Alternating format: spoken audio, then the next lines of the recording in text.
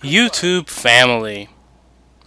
I've been saying this since the beginning of the release of Call of Duty Advanced Warfare that I took a year off from Call of Duty and did not buy Ghost because after buying Call of Duty so faithfully, I noticed 3 consecutive years of them releasing a Call of Duty that was worse than the previous year, and I felt like I'd be foolish to continue that for another year if that was the case. So I did not buy Ghost, and based on what I hear, it didn't do well with the community. So I feel like I made a good decision. But at the same time, I really only planned on giving them a year to get their act together, and I wanted to give them another chance coming in, as well as the fact that since Sledgehammer really didn't make their own standalone Call of Duty, I really didn't feel like it was fair for me to try to skip out on their Call of Duty as well, when really it was Infinity Ward and Treyarch who kind of disappointed me in those previous years. So, of course, I picked up Call of Duty Advanced Warfare, and honestly, although so far I haven't heard of the community receiving Call of Duty Advanced Warfare very well, I feel like with everything considered, and at this exact point in time, compared to other Call of Duties, this is one of the best Call of Duties in recent years. I feel like this is better at this point in its life cycle than Ghost, Black Ops 2, and Modern Warfare 3.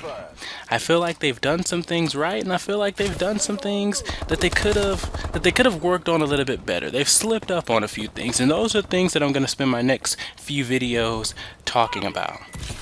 This is my best gameplay thus far. I was able to cycle through my kill streaks twice, UAV, I'm going to call it Predator Missile because that's what I know it as, and then the Chopper Gunner, which is the warship in this game. I cycled through those kill streaks twice, and I had a good time. I was able to do really well. I think I had a 8.0 KDR. So with that being said, I want to talk about one of the things that I really feel like they failed in this particular Call of Duty, and that is the kill streaks. Now, I've been talking around, and some people say that they like that there aren't very many kill streaks, that it creates more gun-on-gun action. Well, I don't agree with that at all. Aside from the UAV, the Predator missile, and the warship, and the Paladin is one of the scariest things that I have ever seen in a Call of Duty game. That Paladin is absolutely terrifying. It's one of the scariest things I've seen. But aside from those 3 streaks, everything else really sucks. Here's how I feel about Call of Duty. I feel like Call of Duty's bread and butter to me, and really what is Call of Duty's signature, is those kill streaks. Battlefield has it where you can jump into tanks, helicopters, and all other types of vehicles and destroy buildings and do all types of craziness like that. That's Battlefield's thing. You can't do those type of things in Call of Duty, which is why I feel like kill streaks are so important. And if you don't capitalize on those kill streaks, I really feel like that is an element of Call of Duty that is completely void.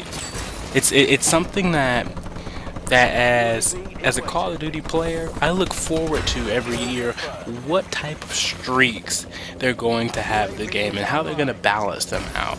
That is very important for me.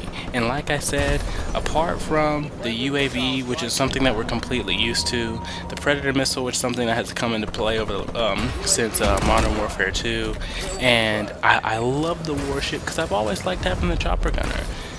And then, like I said, that Paladin is terrifying, and I really liked what I was able to do with it when I used it. But everything in between is almost completely worthless. And I feel like with the Sentry Gun, one of the reasons why the Sentry Gun just isn't as what I want to say, isn't as much of a factor is because exo movements. It is so easy to get up in and around a Sentry Gun now with these exo movements that is almost completely irrelevant. Now, something good that they did do as far as these streaks are concerned, I do like that they made it to where you can go in and kind of modify your kill streak specifically. Now, you got to spend points to do that. and I kind of feel like they should have switched it around a little bit. For instance, the sentry gun should have been a regular sentry gun, and you should have had to upgrade it to a remote sentry. But you know what? That's just my opinion. So that was good. I feel like that was something that that really kind of took a different dynamic, and it's one of the things that people appreciate when they're looking for something new as opposed to the quote unquote same old Call of Duty that people tend to complain about. But what I would have rather seen is more kill streaks and less mods. It seems like we have a few kill streaks, but several different modifications that we can do to those few kill streaks. And I don't like that. I wish it was the other way around. Like, obviously, every player is different.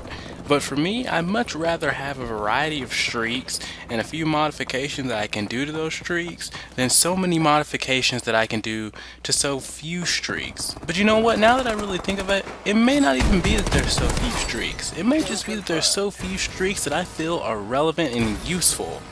You know, because most of these streaks, in my opinion, kind of suck, especially since a lot of them need to be user controlled. And user controlled kill streaks are cool as long as the vulnerability that you risk while actually controlling it is worth what you get out of it.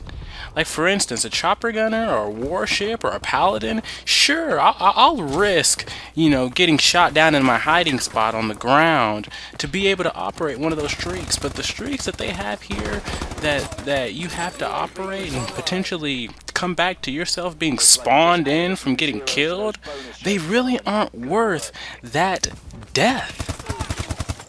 Another thing that's been a big disappointment for me is the exclusion of the basic attack chopper. Since Modern Warfare 2, that attack chopper has been a very balanced and median streak. Not necessarily a cheap RCXD, but it's definitely not anything like a chopper gunner. It's that streak, that middle streak that can just get you along the way. Not necessarily easy to get, but not particularly hard. And now that streak is no longer there, leaving you with a string of cheap kill streaks to go through before you can get to something that's really powerful.